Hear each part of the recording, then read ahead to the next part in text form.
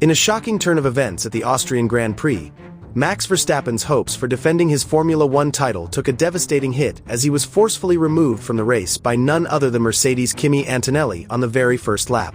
The collision, caused by Antonelli's reckless driving as he careened into turn 3, not only ended Verstappen's race prematurely but also left his Mercedes in shambles. Verstappen, a four-time F1 champion, had been facing a challenging weekend in Austria, with struggles during qualifying that saw him starting from 7th on the grid. However, no one could have anticipated the dramatic and destructive exit he would face at the hands of Antonelli.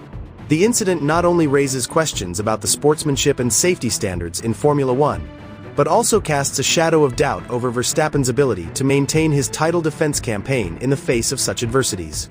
Fans and critics alike are left stunned by the unexpected twist of fate that has unfolded at the Austrian Grand Prix, setting the stage for a tense and contentious remainder of the season.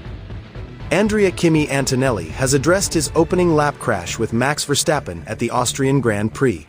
The Mercedes driver locked his rear brakes at turn 3 and collided with the side of the four-time Formula One champion.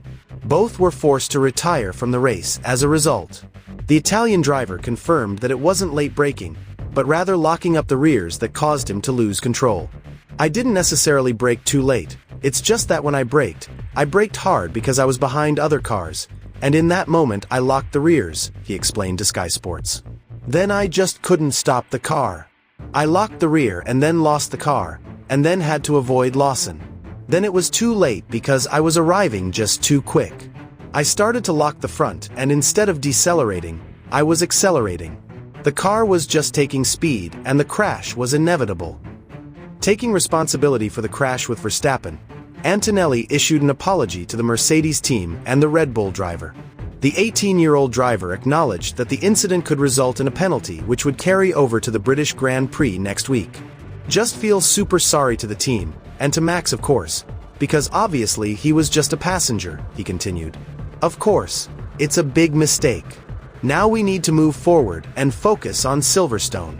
We'll see if we get a penalty or not, but it's going to be important to get back and start doing like I did in Canada." This comes on the back of Antonelli's first F1 podium in Canada with a third-place finish behind his teammate George Russell, who secured the victory.